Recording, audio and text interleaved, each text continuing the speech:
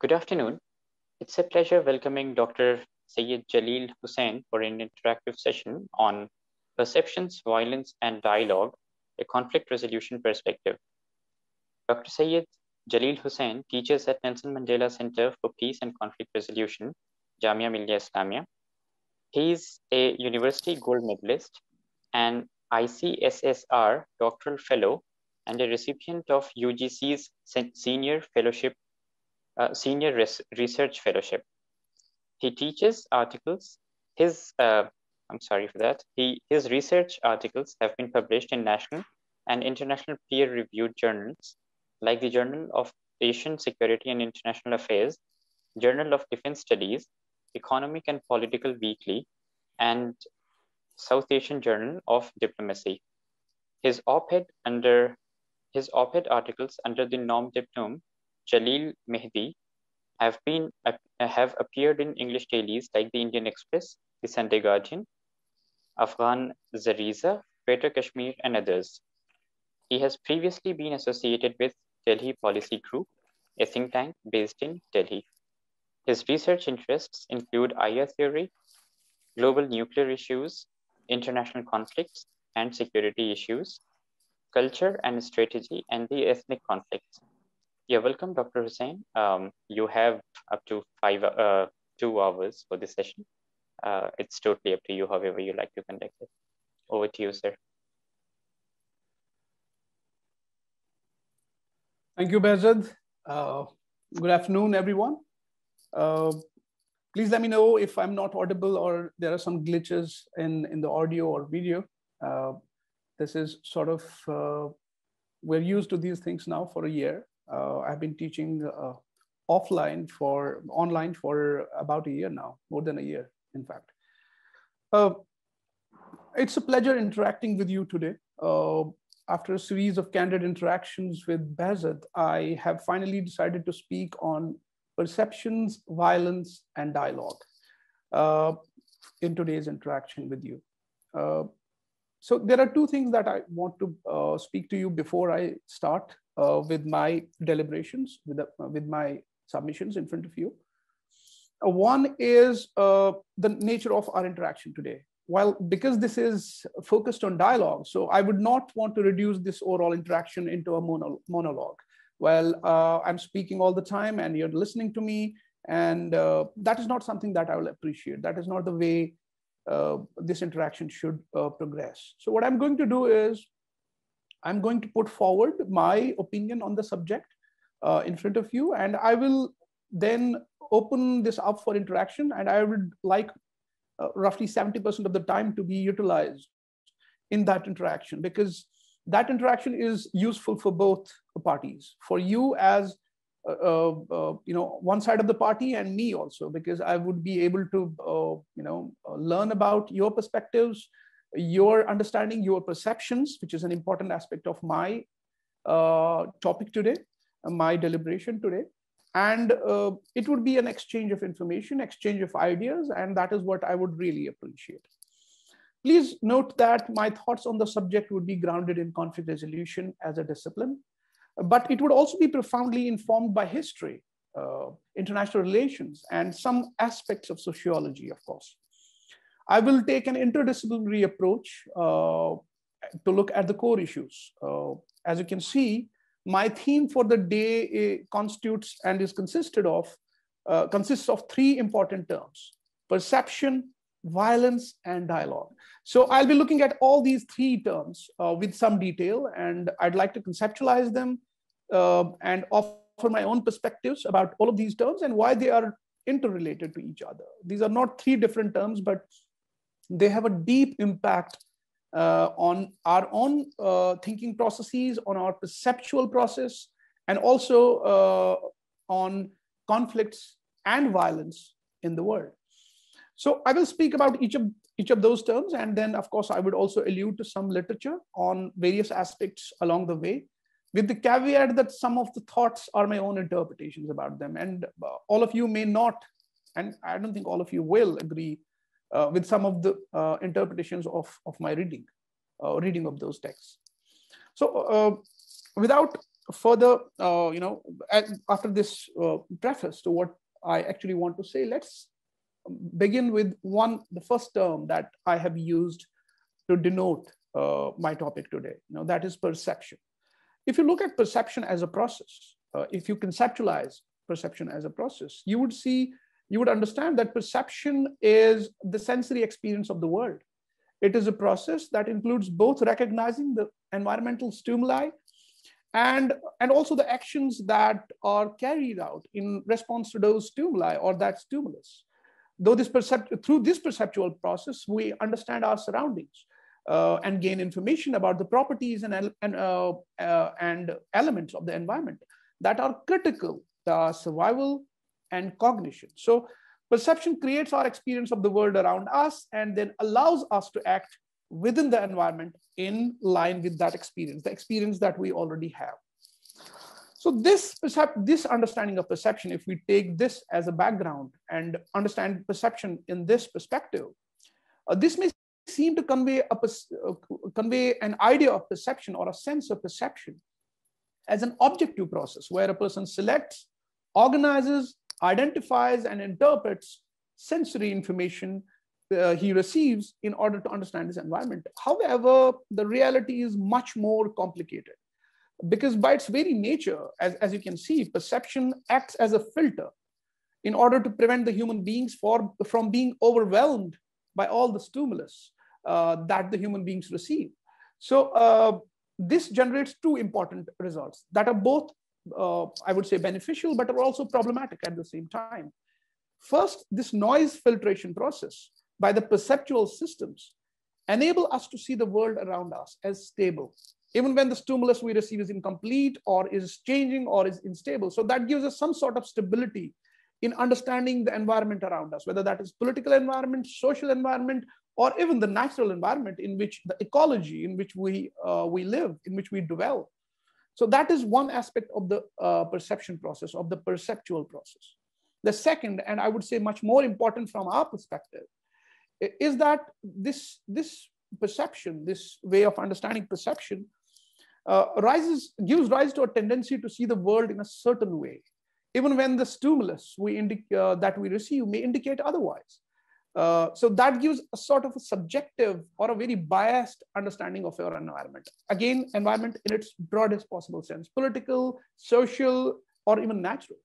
So this happens because perceptions are shaped by the learning and memory of past experiences, motivations, beliefs, expectations, and even culture. Culture has an important role to play in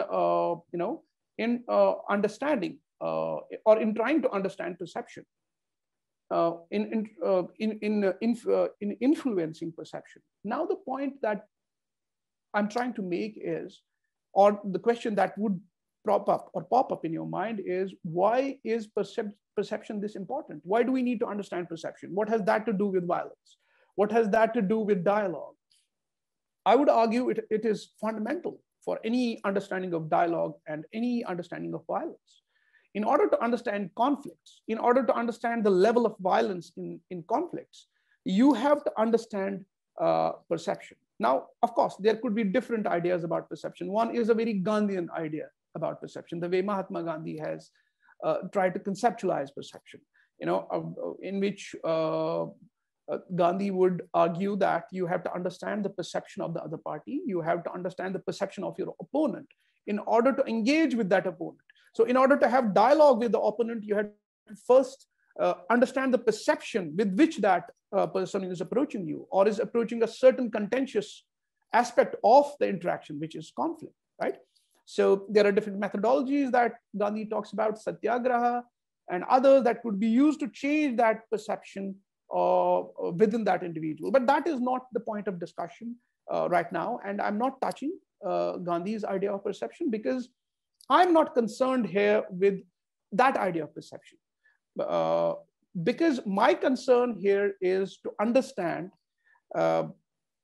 or to make you understand why are there different types of violence? Why are there these deep levels of violence, these deep degrees of bloodthirst in conflicts? If you look at civil wars, you look at ethnic wars, you look at sectarian wars, you would see the level of violence that is just unprecedented, that is inhumane. It's very difficult to make sense of those levels of violence.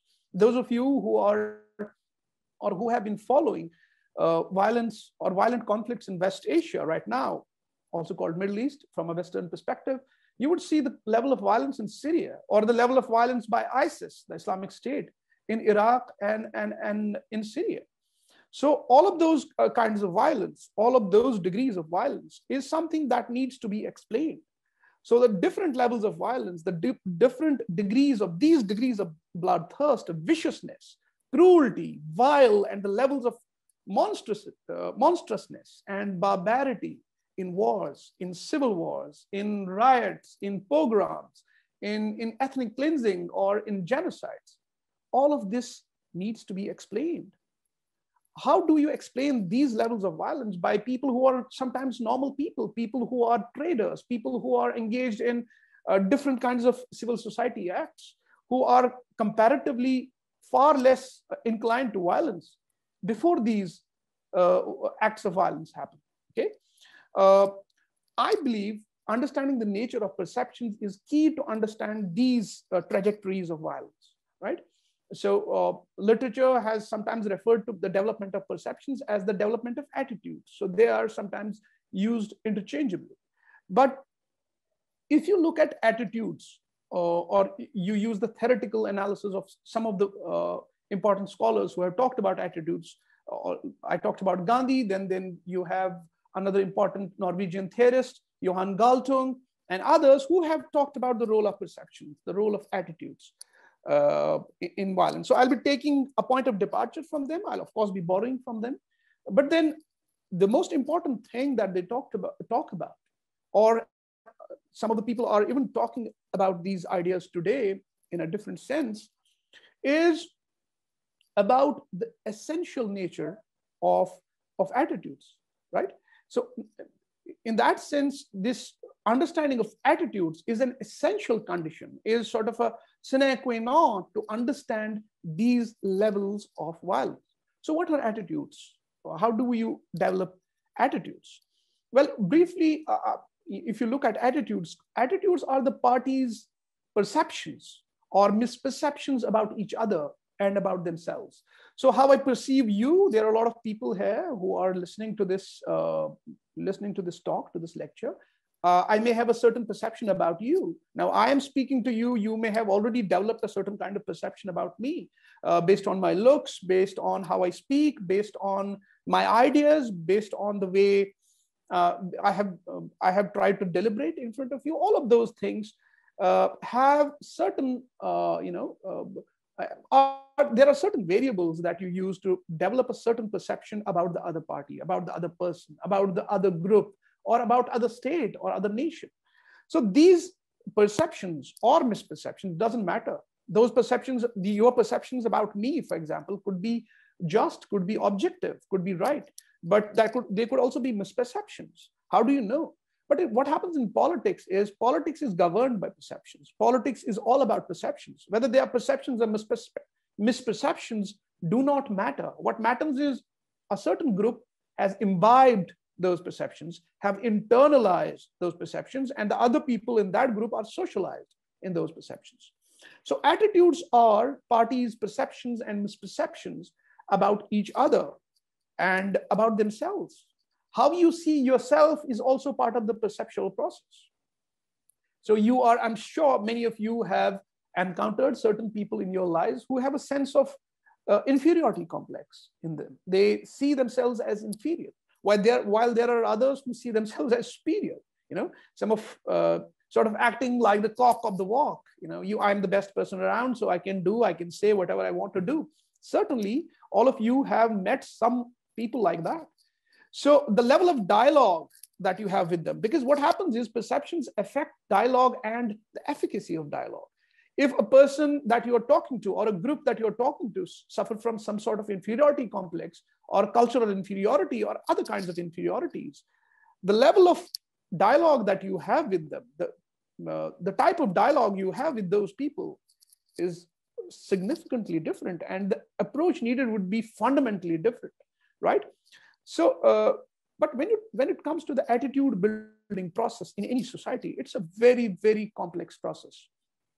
And it usually starts with perceptions, mostly unharmful perceptions, perceptions that are not harmful. Many people have a certain perception about West, about Western people, about people in Europe. Of course, people in Europe and other parts of the West have a certain perception about Turks, about certain perception about Iranians, certain perception about Indians, certain perceptions about Arabs. So all of those perceptions are there. Some of them are positive, some of them are negative. But what happens is, if those perceptions persist over a period of time, or a certain period of time, there is certainly a lot of debate on how much period is needed. But if they persist over a period of time, they may result in the development of certain types of stereotypes, right? Stereotyping of a certain group happens when it has been already preceded by development of certain kind of perception. So perceptions over a period of time may lead to certain kind of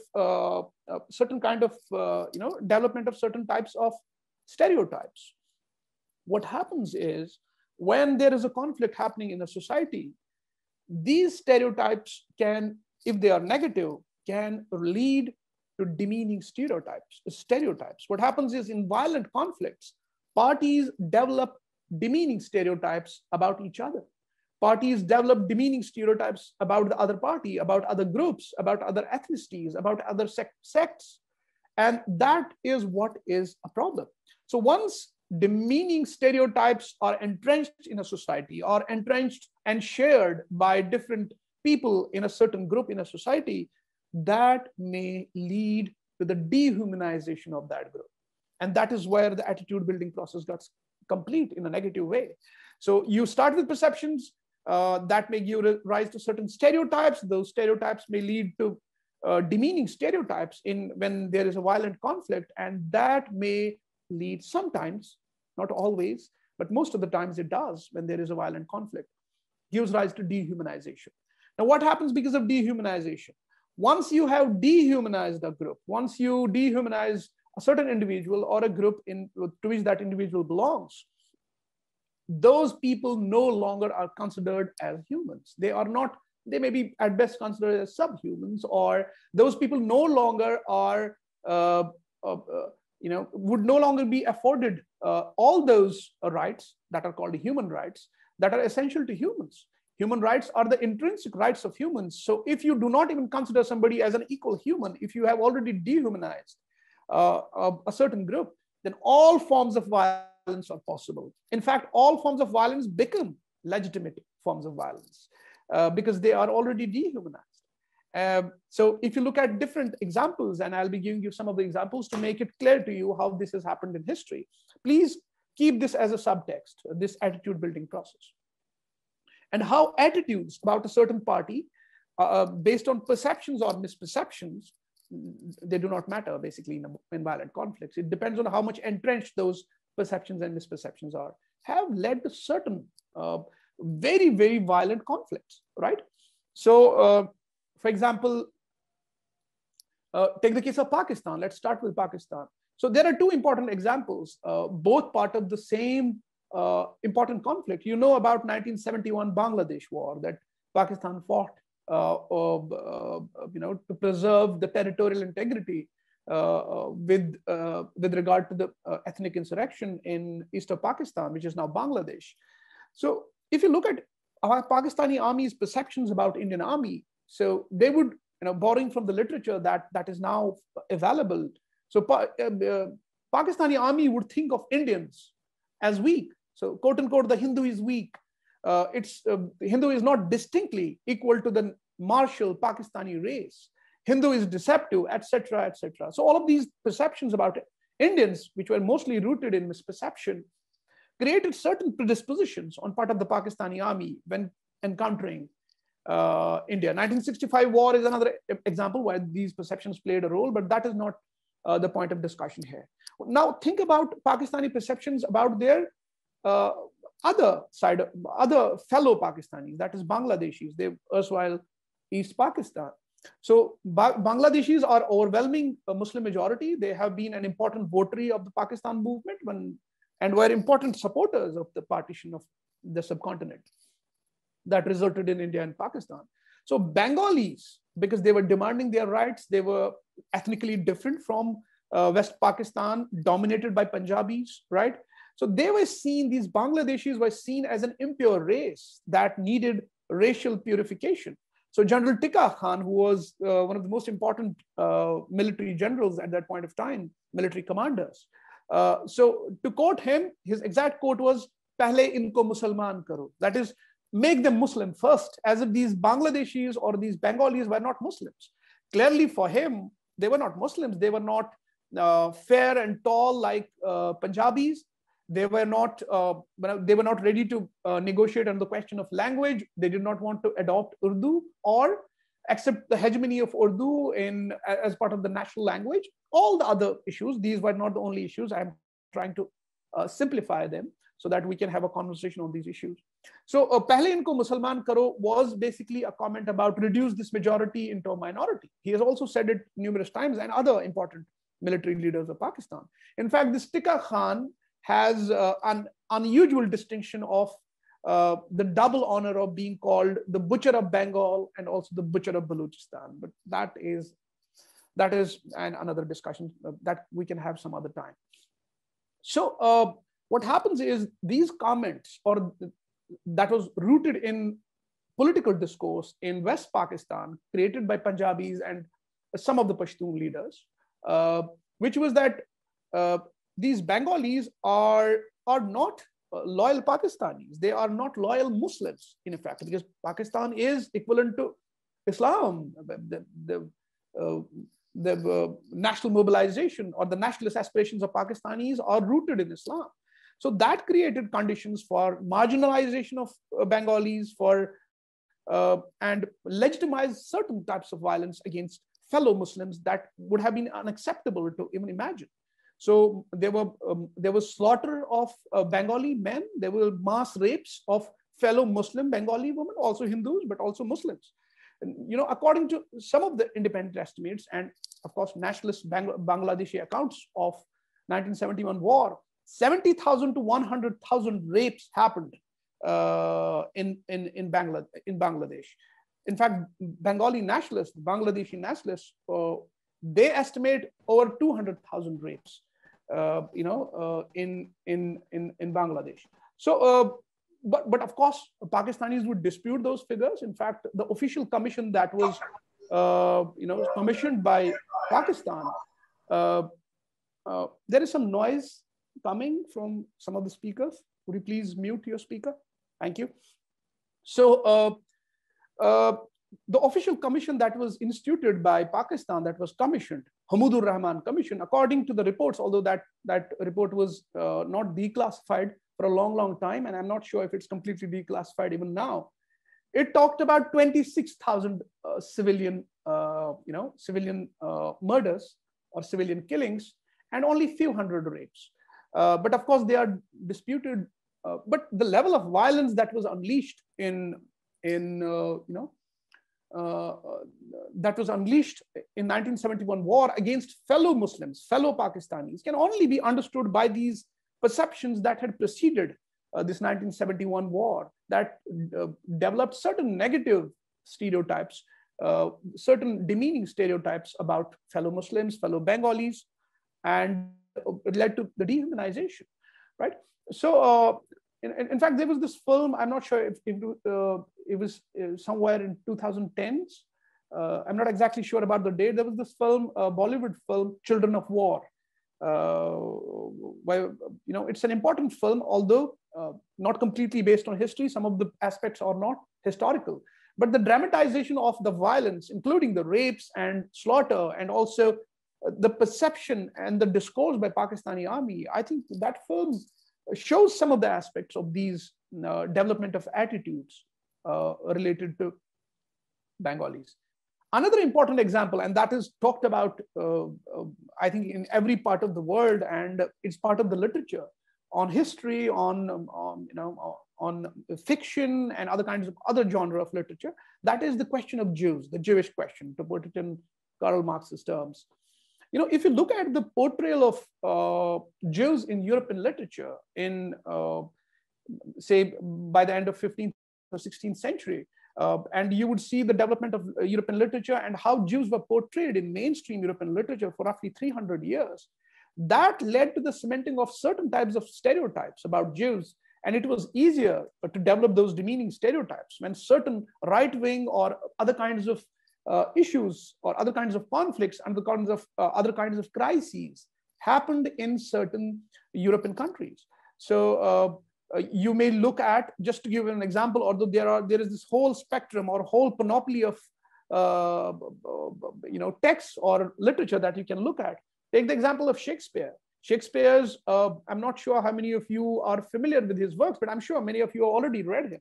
There is this wonderful play of Shakespeare, The Merchant of Venice, right? So in that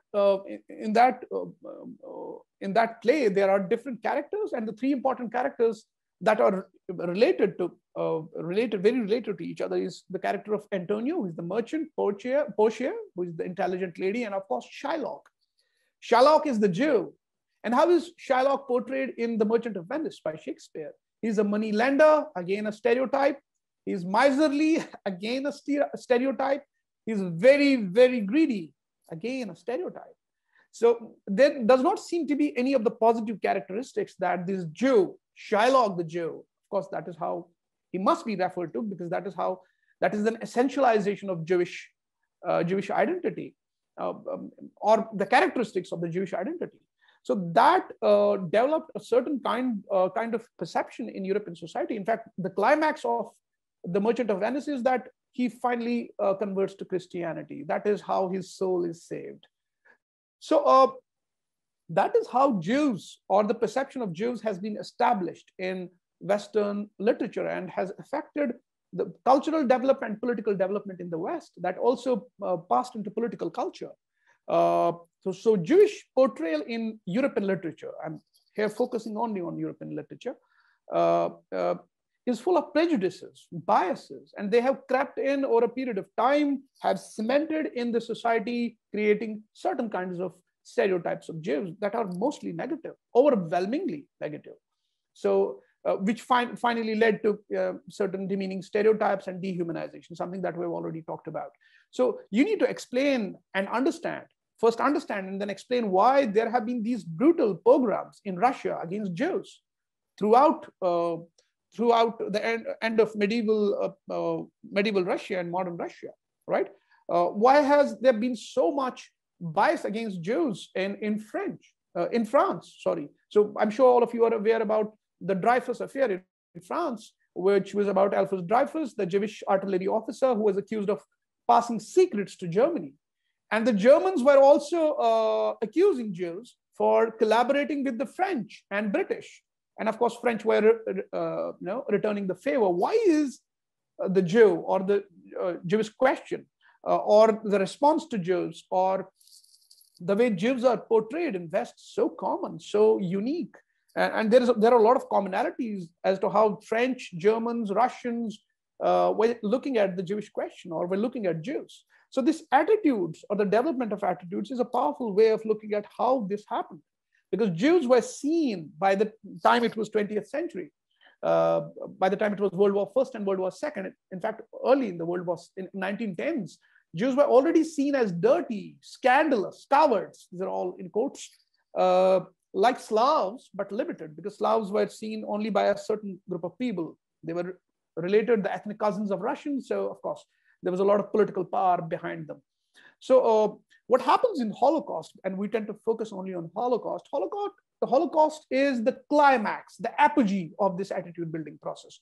So use of gas chambers, mass slaughters, rapes, and all kinds of atrocities that are humanly unimaginable before that. They are committed against Jews, because Jews are already dehumanized. They are not humans.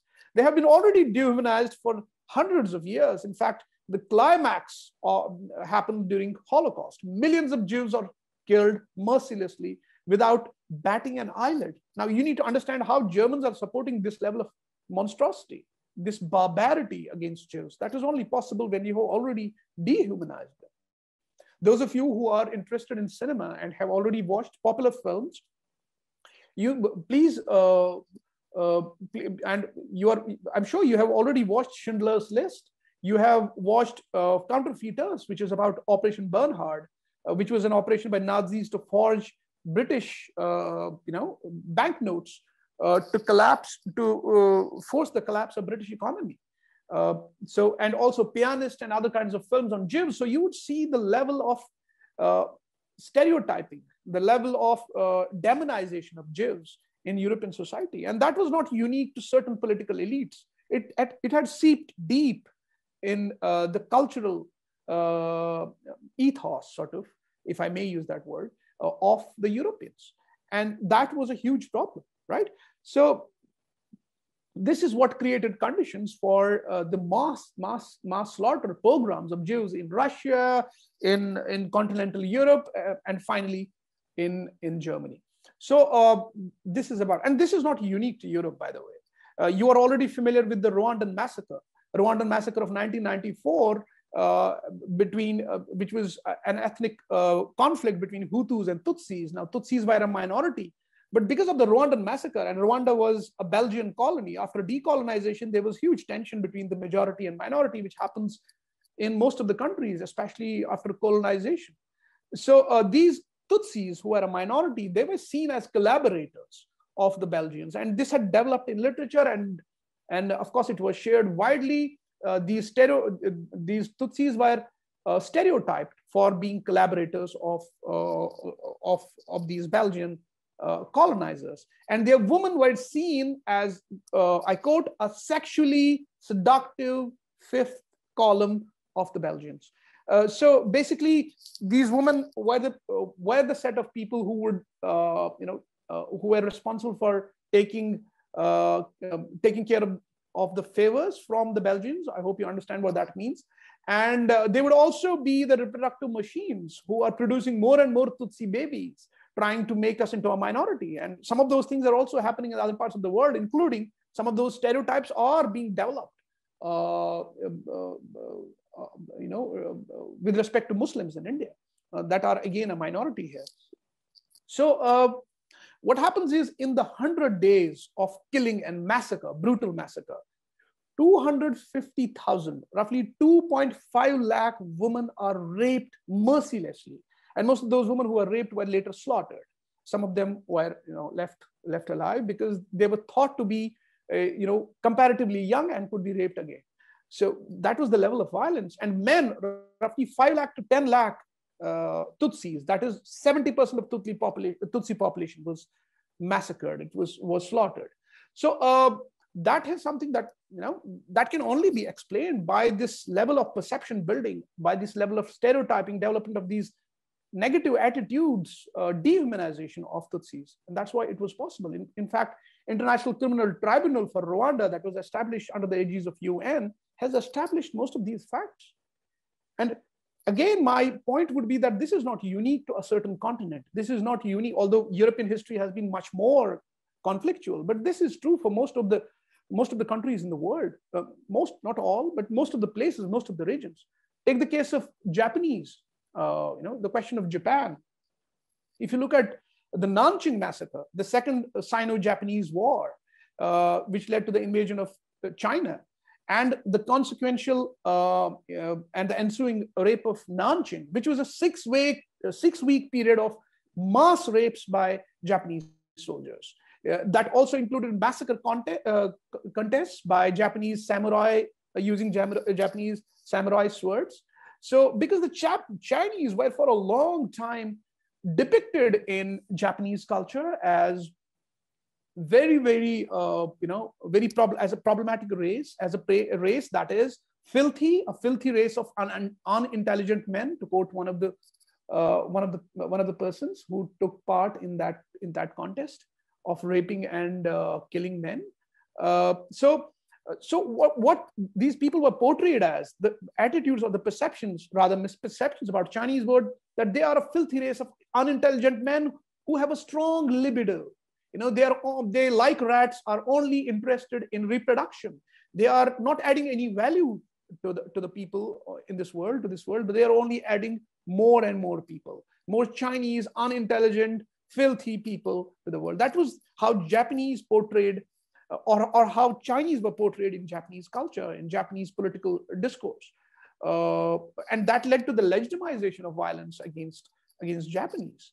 Of course, this had partly also to do with the hegemony of Chinese magnificent empires for roughly 1200 years, starting from Tang dynasty till the end of Ming dynasty in 15th century, and including Yuan dynasty and others.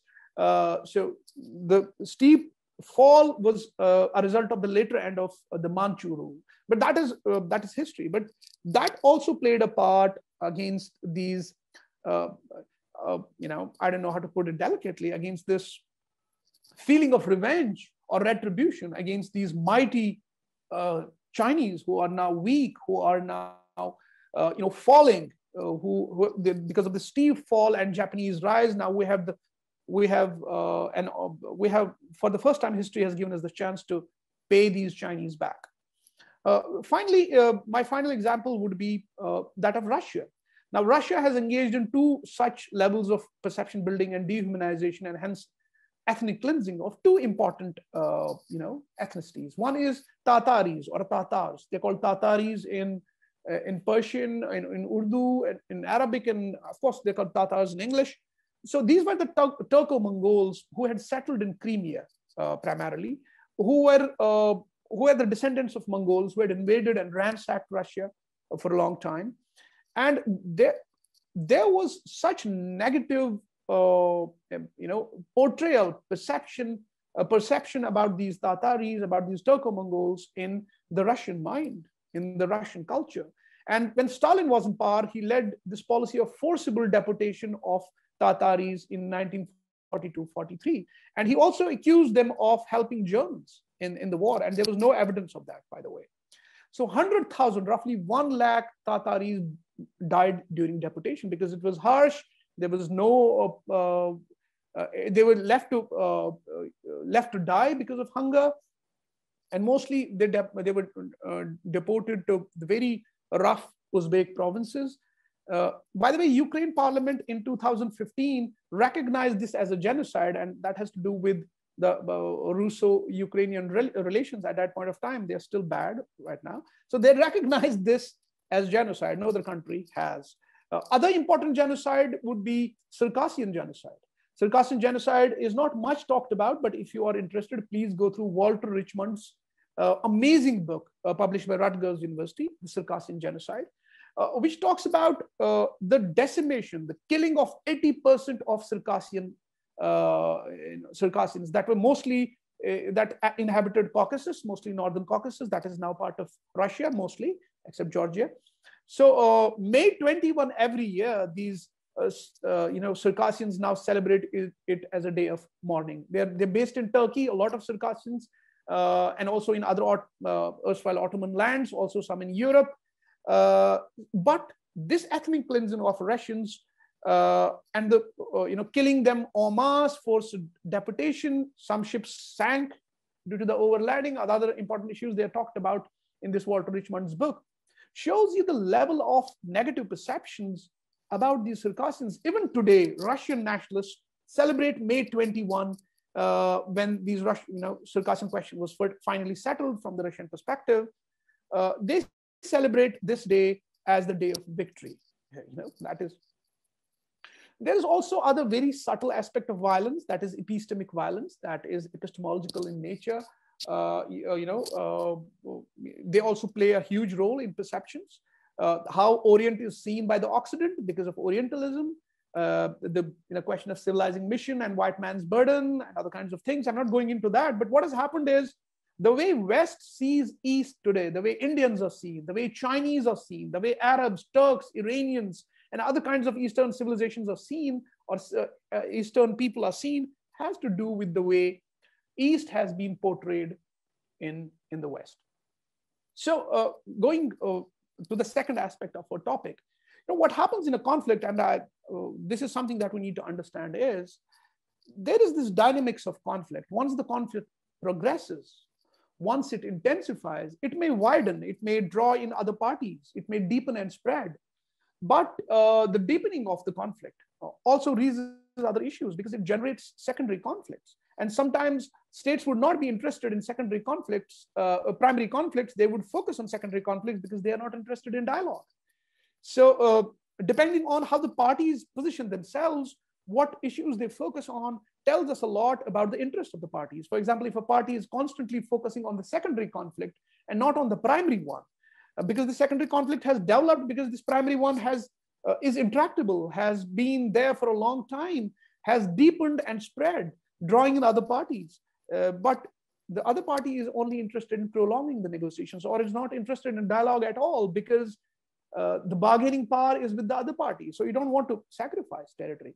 One of the important examples would be the Pandit question when it comes to Kashmir. Kashmir conflict, the roots of the Kashmir conflict, the root cause of the Kashmir conflict has nothing to do with Pandits. The Pandit question, because Kashmir conflict started somewhere in 1940s, and by the time it was 80s, there was this tragedy that happened with the exodus of Pandits. They left Kashmir in 1980s. So there was this secondary conflict also, very important, very relevant to a section of the population and to the health of the Kashmiri politics and culture in its totality. But what happens is they are not the root cause of the conflict. In fact, their issue has less to do with the root cause of the conflict. And it is an important epiphenomenon of that lack of resolution of the, of the earlier conflict. Now, the government of India would, or the parties involved, they would focus on Pandit question precisely because they want to delay dialogue. They want to delay negotiations for certain political and other issues, sometimes for the reason of the state, but that is a different question. So that is my submission about the first aspect of my topic today. That is perceptions. Now, moving on to the concept of violence. Now, what has perceptions to do with violence? Now, we have already talked about some of the examples from history because I thought it would be easier for you to understand what I mean by the development of attitudes and how they lead to violence. But violence is not something that is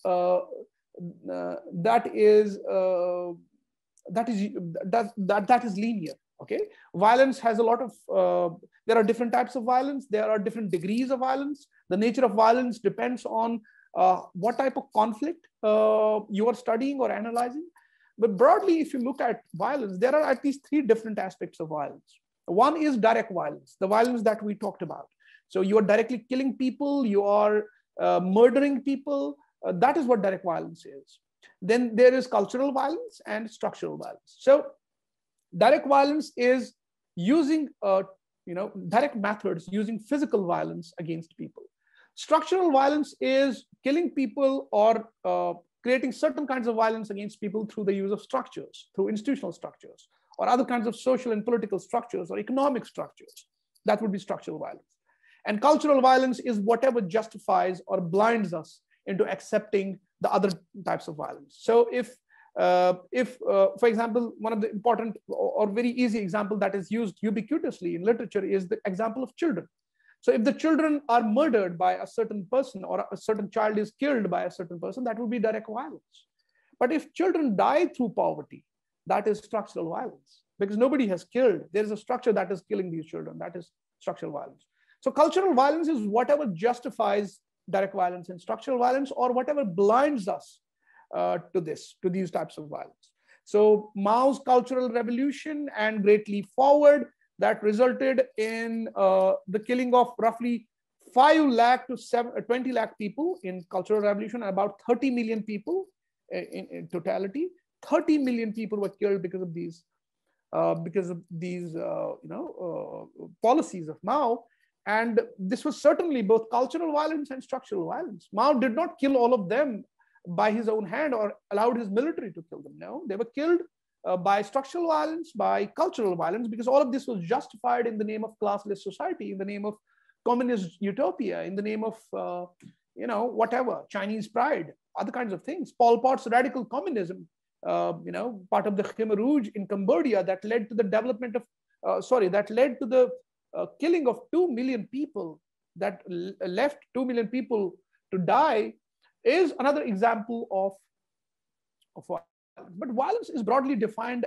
This is, the broad definition of violence in literature is when individuals or groups are being prevented either directly or indirectly from outliving their potentials as human beings. So directly would be physically, which would include direct violence, or indirectly would include systematic closing down of opportunities, systematic impediments, obstacles, hindrances, restraints, barriers, handicaps, encumbrances, all these kinds of things, they would amount to structural violence. So structural violence is something that is there in all kinds of societies, all societies. So structural violence is this systematic constraint on human potential due to economic or political structures.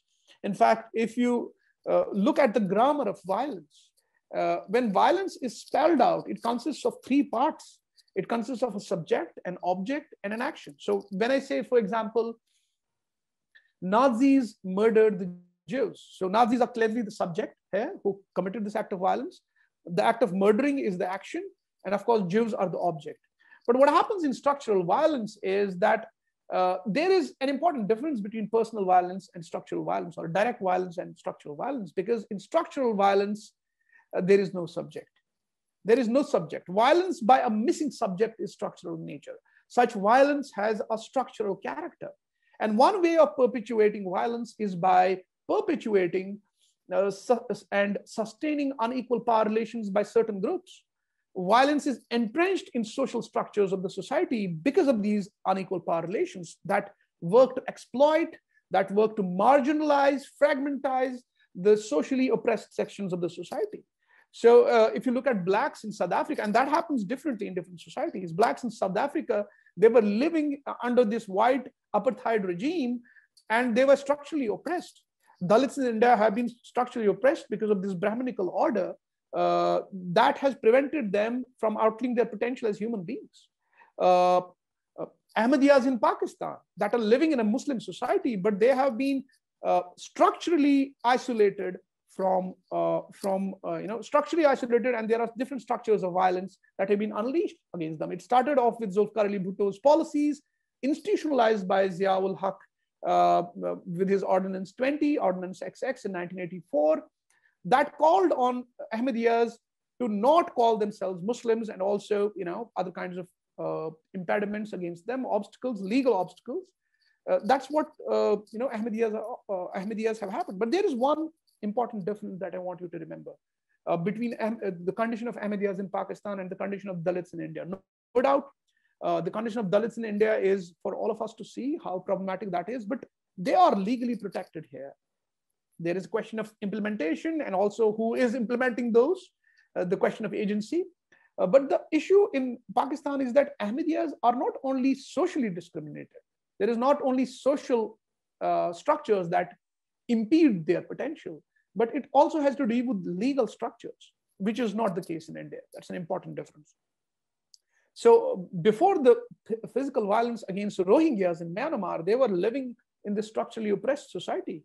All kinds of structural violence against Rohingyas. They are not even considered citizens. At least Ahmadiyas, although it's not something as a consolation prize, but Ahmadiyas are considered citizens of Pakistan. Rohingyas are not even considered citizens in Myanmar. They are stateless people, right? Living in Myanmar, Bangladesh, and some in India. There's no state that they have. So the question that is relevant for us here, and there are all other examples that I can give about structural violence, where there is no subject that is committing violence. So you don't need to, there is no need that a certain Pakistani comes out and commits physical violence against Ahmadiyas. No, the structure has taken care of that. So the question is how to break these cycles of violence. Well, historically, revolutions have done that. Certain reforms have done that. Constant resistance has done that. Not always successful. Ambedkar talked about a certain, because we're talking about the Dalit question, he said that changing religion may change structures of violence, not completely. But structural violence is indirect in shape. There is no identifiable subject. It's an expression of systematic and object to oppression, but systematic. And I would just allude here to Michel Foucault's disciplinary power that is somewhat related to this concept of structural violence, which is non-possessible and creates certain changeable and reversible relations, and hence cannot be possessed, but circulates among subjects and creates different modes of subjectivity. It does not work through legal prohibition, rather legal prohibition acts through it, in the case of Pakistan, for example. So its instrument is the creation of a norm and certain ways of being a subject. So in case of, for example, gender relations, a girl, a woman, a lady is told that she should not dress like this. She cannot talk like this in public. She cannot behave like this in public. So to quote Simone de Beauvoir, one is not born, but rather becomes a woman through disciplinary power of the structure of patriarchy. So, that is essentially what Foucault is trying to say, that what happens is, excuse me, there is some disturbance that I'm, would you please mute your mics? Thank you. So what happens is the subject adopts this norm as my norm, and creating an individual relation to that norm. It's not that in a structure of patriarchy, women are forced to, conform to different structures of patriarchy, whether that is related to dress code, whether that's related to other social structures. But what happens is that there is this entrenchment of norm where a woman would also conform to this norm, that this is my norm, this is how I need to behave. So there is also coercion in some aspects, but it's mostly adoption of this norm because the structure has already created a certain condition for the norm. Of course, there are also different kinds of ideas that Foucault has talked about in Discipline and Punish, and also in History of Sexuality series, but that would not be relevant to us right now, because that would take us too far. We can have a debate on this maybe during our discussion time. Finally, what happens is these different types of violences or different categories of violence, when they are present in a society, structural violence, direct violence, cultural violence, how do you take care of them? And what's the relevance of dialogue here? What happens is that structural violence in conflict resolution literature, structural violence can only be taken care of by a deep engagement of peace building apparatus. So peace building is what takes care of structural violence in its totality. Okay, the structure is transformed, the attitudes are transformed, everything is transformed. That is what. If there is direct violence, of course, peacekeeping is very important. Peacekeeping in its broadest possible sense, so that the warring parties, the combatants, because it is the military aspect of a peace process. This involves, monitoring, observing ceasefires, implementation of peace agreements, and other kinds of things. But when it comes to dialogue, that is where you need, peacemaking. Peacemaking is the diplomatic aspect of a peace process.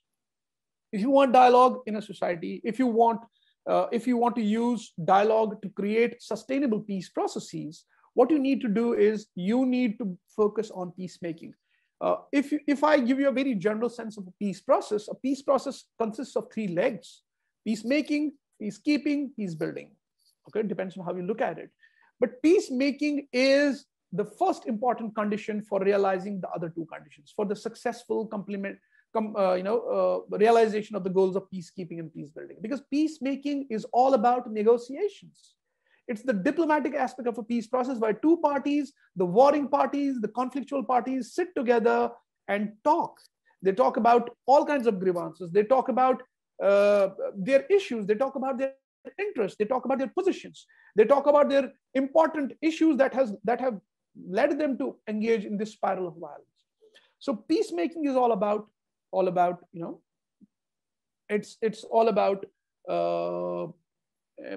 dialogue. So here dialogue becomes very, very important. But again, when you look at peacemaking, there are certain things that may influence peacemaking. One of the least talked things when we talk about peacemaking is symbols. We do not talk much about the role of symbols in peacemaking. In Western commentaries, in fact, much of the mechanical peace building process, symbols are seen as superficial. They're seen as crowd pleasers. They're seen as restricted to electoral competition and campaigns. Clearly, in case of Donald Trump's campaigns, that offer a poor disguise for the real business of politics, which may be true in some aspects, but not always. Symbols are somehow regarded as irrational and should not be the focus of the peacemaking process, should not be the focus of the dialogue or the dialogic process. That is very important for signing of peace agreements. That is very important for peace accords, because they are seen as a rebranding exercise, sort of. But what has happened is this has reduced this dialogic process, this has reduced this peacemaking process into a very technical exercise, into a very mechanical peace exercise. So mechanical peacemaking or mechanical peace building would look at Gandhi and say that it's a simple loincloth. It doesn't mean anything. So Gandhi could have done the same thing while wearing perfect Western clothes, which would include a three-piece suit and maybe a tie.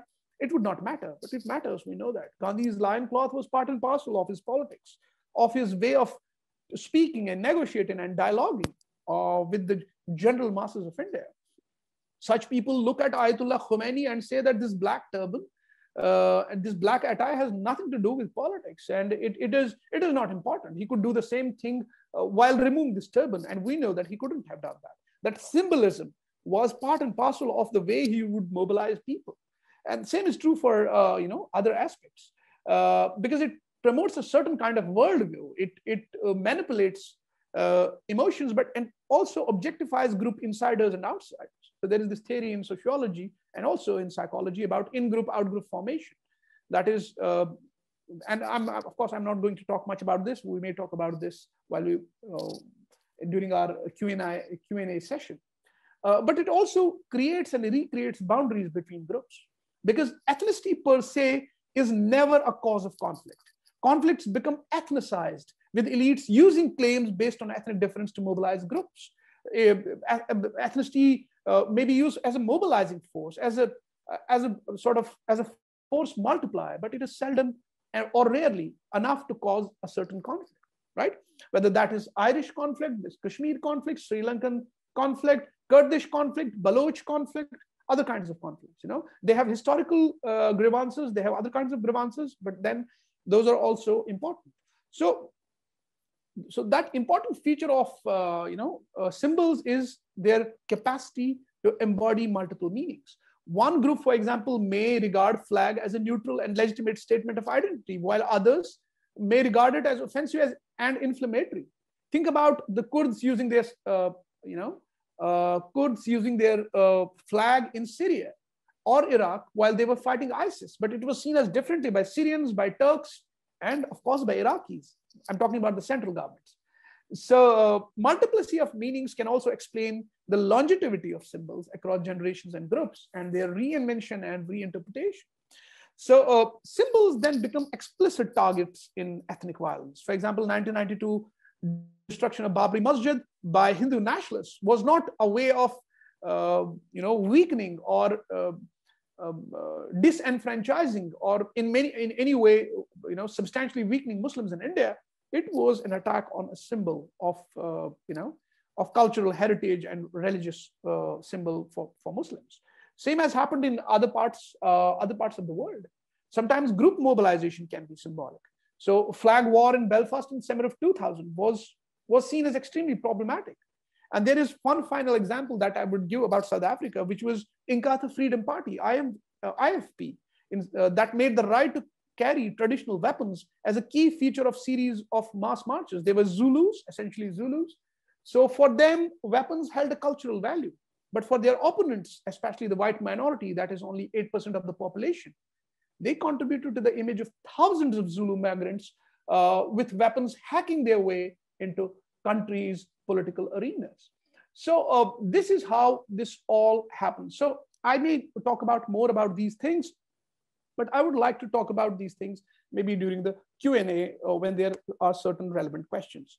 So just to finalize, when we talk about peace process, the first leg of a peace process, the first important phase of a peace process, that where we sign the peace accord, where we sign peace agreements that finally lead to peace building, and we stop those societies from violence, from committing other acts of violence. This is based on perception, this is based on negotiation, and this is rooted in dialogue. And dialogue can only happen if you have already, a sense of how to talk to the other people. For example, a reconciliation. Reconciliation is used as an important tool of peace building. But reconciliation is based on the question of dialogue. You only reconcile with parties when you already are, when you are already interested in dialogue. Because what happens is these conflicting parties live in geographical proximity, and it's very difficult for them to have dialogue in spite of this geographical proximity, because contiguity breeds conflict. That is a rule in international politics, a rule in conflict resolution. So how to do that? For example, how do you reconcile the Israeli and Palestinian perspectives? How do you reconcile the Kashmiri Muslim and Kashmiri Pandit perspectives? In fact, there are two books that some of you may refer to, and some of you might have already read those books. One is by Basharat Peer, that is a memoir about Kashmiri oppression or violence against Kashmiris by Indian security forces during insurgency. It's called The Curfewed Night. Now, that is seen as a largely Muslim understanding of the conflict because most of the violence was committed against Muslims. Now, there is another important narrative by people like Rahul Pandita. So Rahul Pandita has come up with this fictional account of Pandit question. It's called Our Moon Has Blood Clots, which is a Pandit narrative about the conflict. And it's very difficult to reconcile those two texts. It's very difficult to reconcile the narrative of those texts. So imagine the future reconciliation when the peace process has happened, hopefully, sometimes in the future, and the majority of the Kashmiris accept that peace process. It is Kashmir-led, Kashmir-controlled, Kashmir-owned, and both states, India and Pakistan, are part and parcel of that peace process. How do you reconcile the narratives? It's extremely difficult. If you want to have a look at how reconciliation is a problem, please look at the Truth and Reconciliation Commission report by South African TRC. There's a wonderful film, South African film called Forgiveness. So Forgiveness is about a police officer who tortured an African National Congress activist inside the jail during apartheid. He dies, and when finally African National Congress comes to power in 1994, and he wants to reconcile. He wants to undergo this process of reconciliation that was formal. So he first goes to that village to meet those the family of that African National Congressman that was tortured in that jail, where he was a policeman. He was part of the establishment. And look at the difficulty of reconciliation. It's a wonderful film that shows how difficult reconciliation is, in spite of dialogue being an important weapon. But what happens is dialogue alone would not solve it. It's the perception or the attitude that you already have about the other party that would play a decisive role in shaping the direction of their dialogue, in shaping the direction of negotiations, in shaping the direction of the peace process. And I would end by this point, by finally asking all of you to look at some of these attitudes, some of these perceptions that your society or you as an individual have about other parties, about other groups, and whether they are justified, whether they are a representation, a true representation, or a misrepresentation of that group, and what are the consequences of that perception that you have about the other party. Thank you.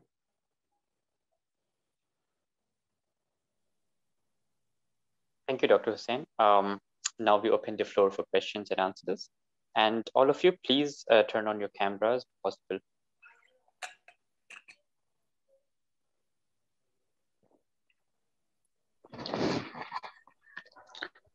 Ziaul, you want to ask a question? Yeah, hello, sir. Sir, my name is Ziaul, and thank you very much for this insightful lecture. It was very interesting.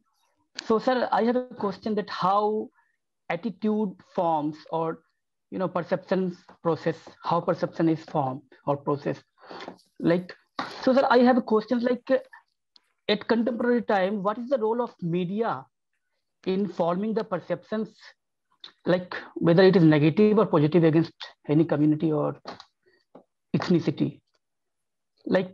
Since you have said that it is difficult to explain how much time it takes to take formations of perceptions or attitude against or in favor of any community. So in contemporary time, since media is playing a very big role and people are watching it at mass level, so is it speeded, speed the process of formations of attitudes or perceptions? Okay. So, Bazad, should I answer this question, or do we take a set of questions and then I answer them, maybe group them together? As you wish, sir. I think we'll take a few more questions and then maybe I will be able to address some of those questions. Okay, sure. So anybody else?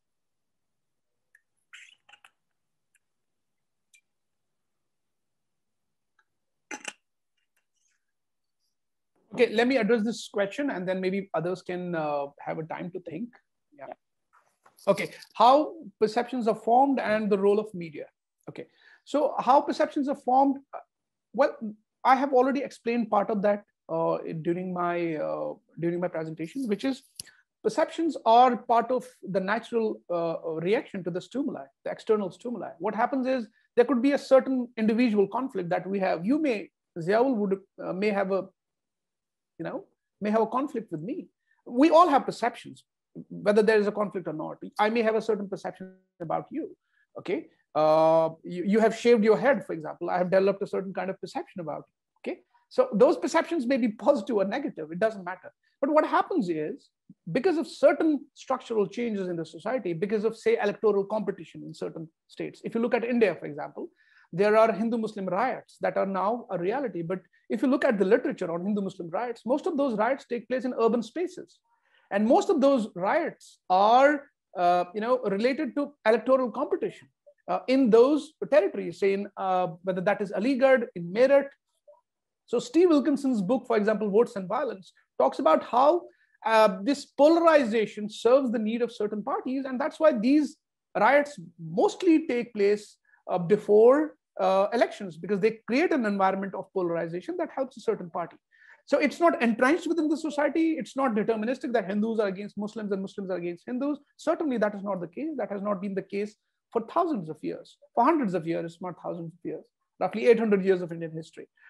So there has been no sustained rioting, yet now you are seeing a different kind of a picture. So what happens is structures, certain kinds of incentives in the system create certain negative stereotypes or promote certain kinds of negative stereotypes. Even second question is an answer to the first question, which is media. Media plays one important role in decimating or disseminating or even solidifying certain kinds of perceptions by making those perceptions look very legitimate, look very real. And also because of the reach of media, these perceptions take root firmly inside the society. If you look at any kinds of polarizations in the world, media has played a very negative role mostly. And if you look at the literature on peace processes, media has played the role of a spoiler in peace processes. And there are very few papers, very few outlets that want to look at the question of peace and look at the question of peace first, then the interest of a certain party. Look at the Israeli-Palestinian conflict, for example. So my own understanding is that most of the media outlets on both sides of the political spectrum or throughout this political spectrum are very negative for the peace process between Israelis and Palestinians. But look at the Haaretz. If you have looked at Haaretz as a newspaper, an English newspaper published in Israel, that's somewhat far less negative, and I would say a very bold paper in terms of its positions that it takes on regarding Arabs, regarding Palestinians, without jeopardizing Israeli national interests. So I think media plays a pivotal role in deciding not only the generation of perceptions, but also the proliferation of certain kinds of perceptions, the cementing of those perceptions in a society. Thank you, sir.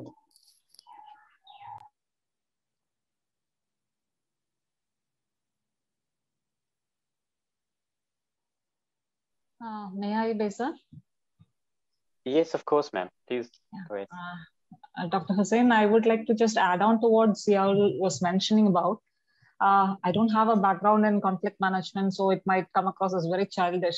But the question that I want to ask is, why is this conflict resolution always in a firefighting mode? I mean, something happens and then you start looking for answers or solutions. Why is it not addressed in a different way? Probably, we are looking more at symptoms, isn't it? Are we looking at education? Are we looking at when a child is being conditioned in the early stages.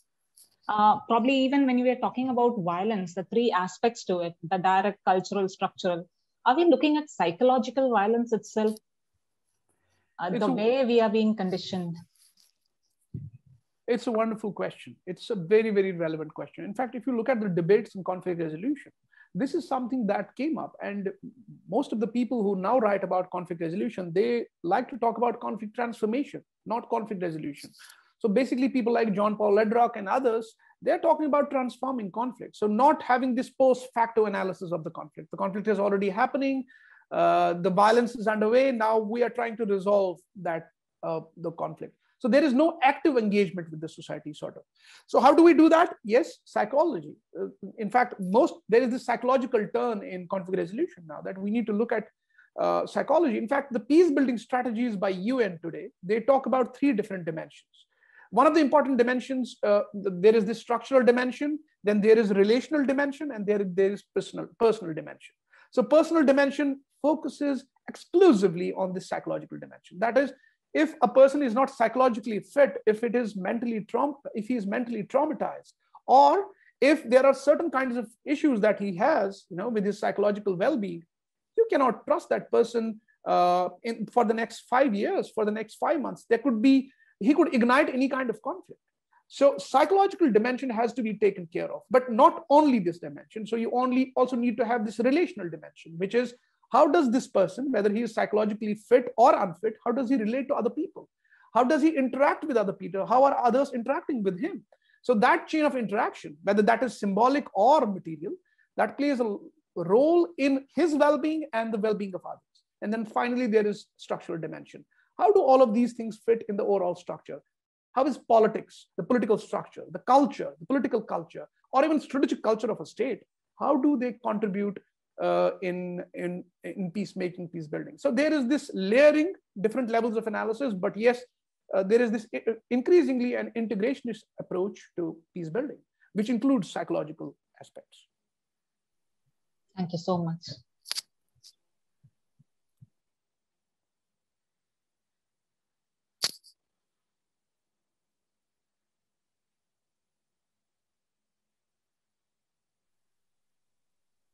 Any more questions or comments?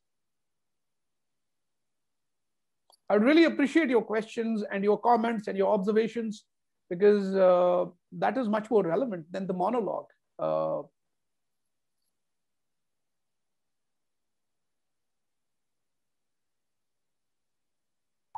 Behzad, can I ask one more question? Mm-hmm. Sure. Like related to earlier question.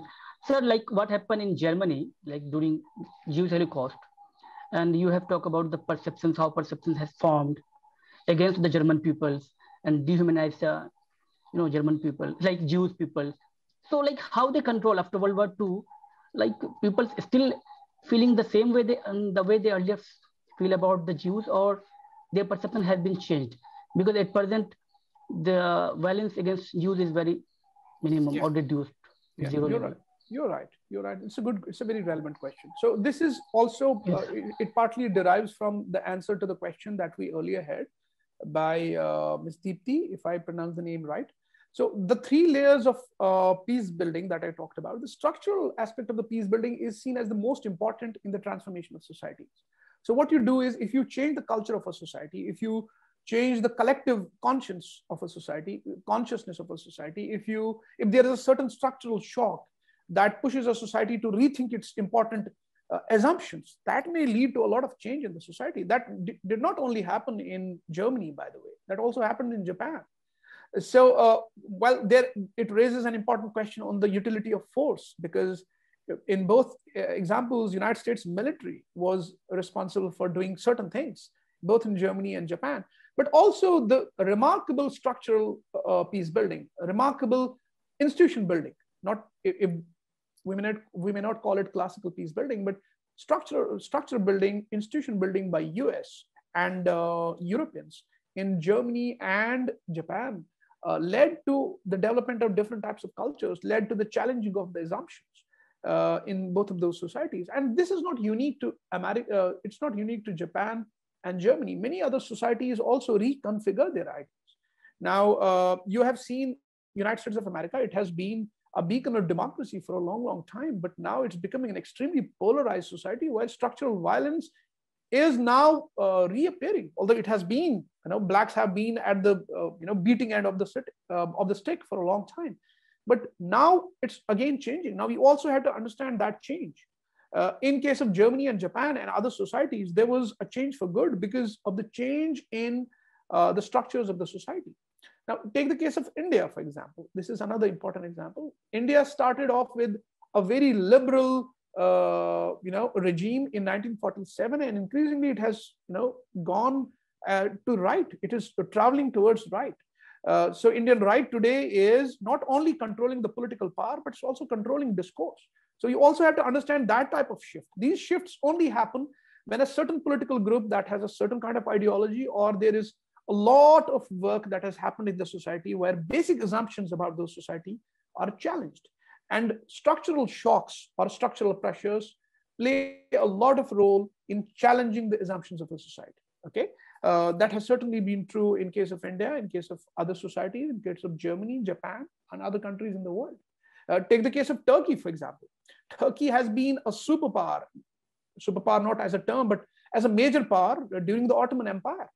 And Ottomans ruled 3 continents, including the Mediterranean.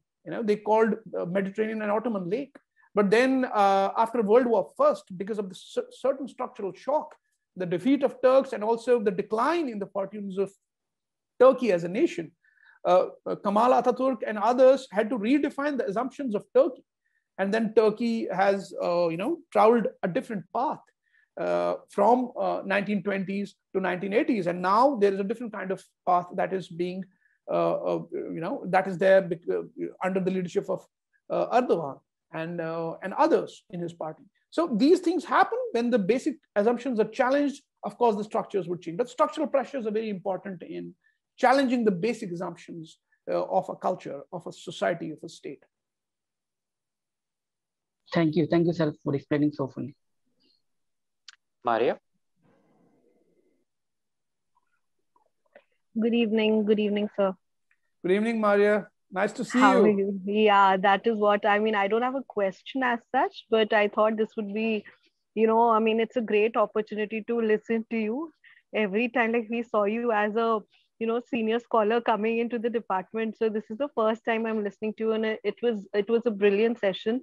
It was so good to hear, and you actually got back some memories, because I remember Mr. Rahul Pandita coming to our department when we were studying there, and he had his book, Amoon, the book that he had written, and just before that, Basharat Peer, he had come up with his book, and there was this dilemma that, like, where do we stand? Like, whom should we favor?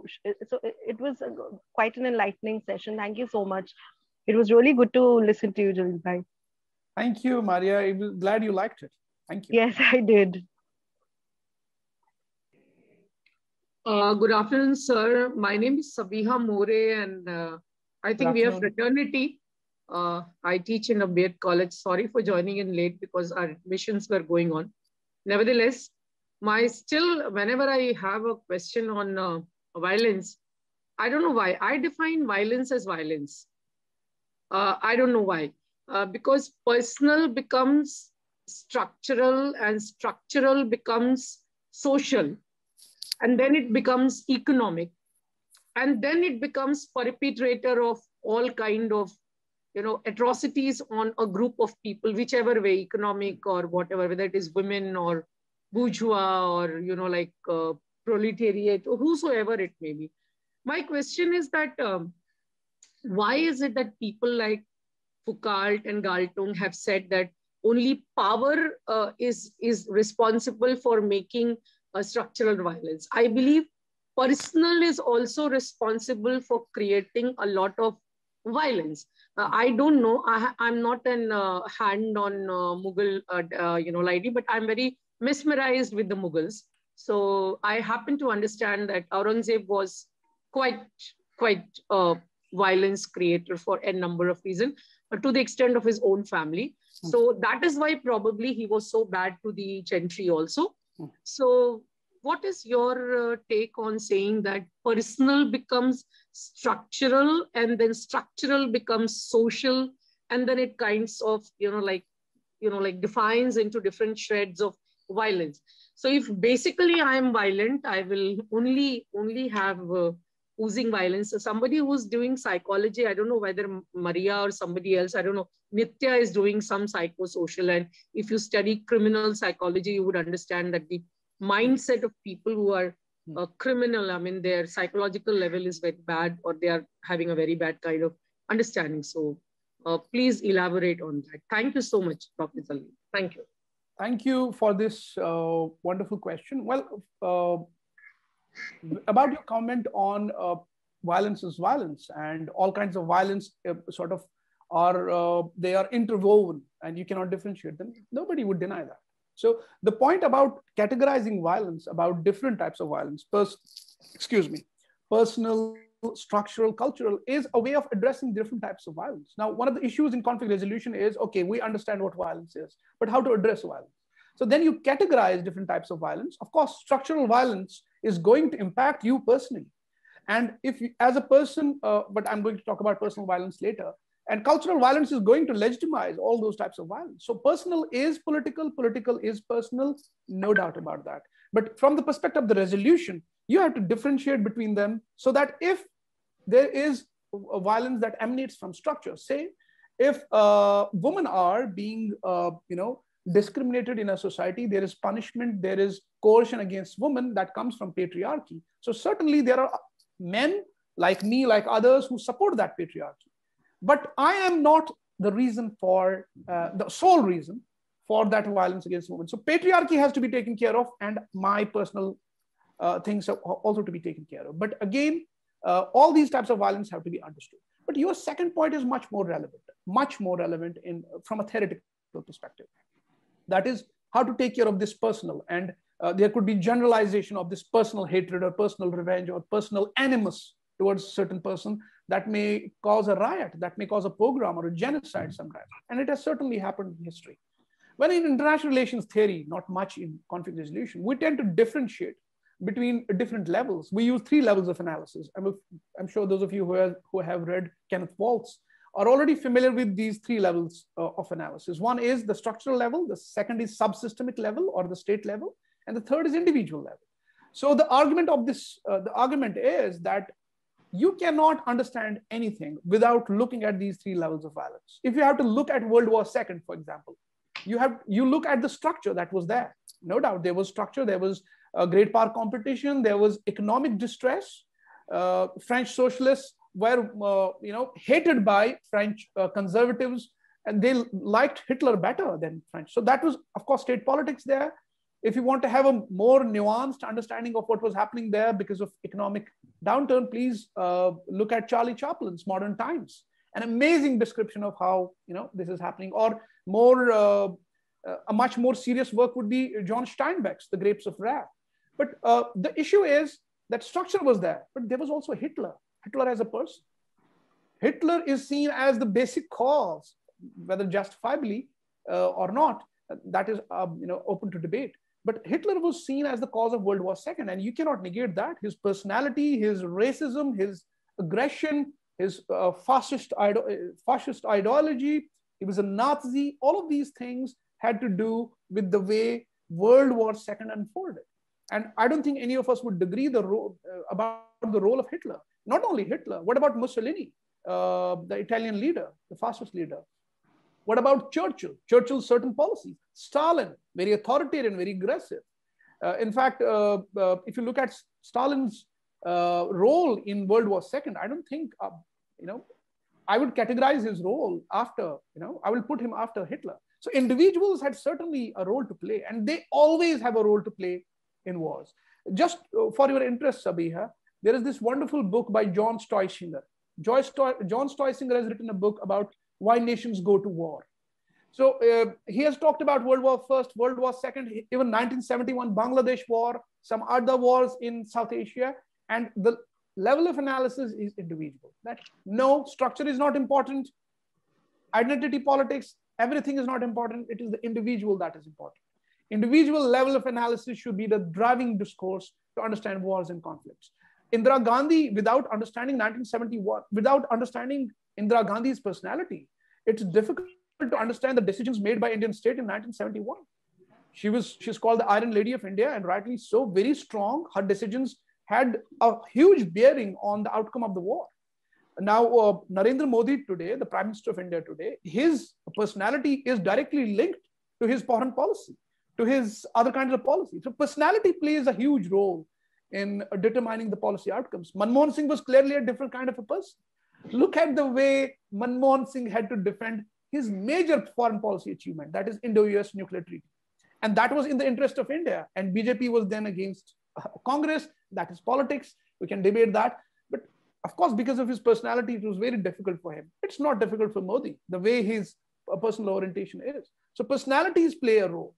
Zulfikar Ali Bhutto was Zulfikar Ali Bhutto. He did certain things that Ziaul Haq could not do. Ziaul Haq did certain things that Benazir Bhutto could not do. Okay, so personalities play a pivotal role in driving conflicts, and I don't disagree with you there. But the debate is how much role. That is open for debate.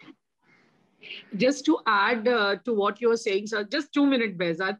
Yeah. I don't know why I'm very intrigued with the historical fact that till the time Ashoka was the king, he was whatsoever the television project, actually he was known as some Samudradhari, something like that, Talwar Wala, something like that. Very, very, very king who would, slice somebody's, he would behead somebody.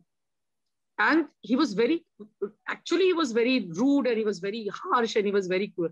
The moment he understood the concept of Buddhism, his whole violence became and turned into a factor of promoting of Buddhism, not only in India, but all the Oriental coast that we see.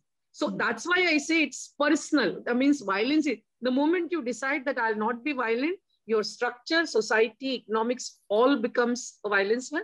And when you decide that I'm going to be violent, if I'm going to be violent, then that oozes in the structure, society, and other power thing. I mean, somehow this fascinates me. I have not done any studies on that, but I'm very intrigued about knowing that how can a mighty king just become non-violent from violence by just looking at something, hearing to a bhikshu, and turning his entire policy towards peace and propagation.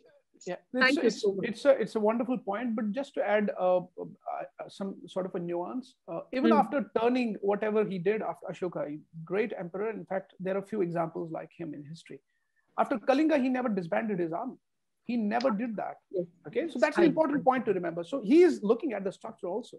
He does not want to appear like a weak king. He does not appear to be a king who is a stupid ruler. He clearly is not. He's a military strategist also.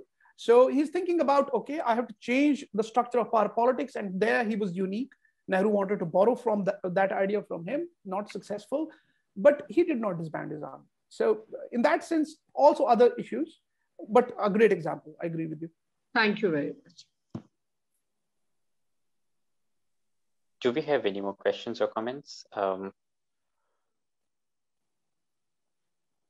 If not, sir, we may end here. Sure. Thank you. Thank you for your time. It was wonderful interacting with you. Thank you.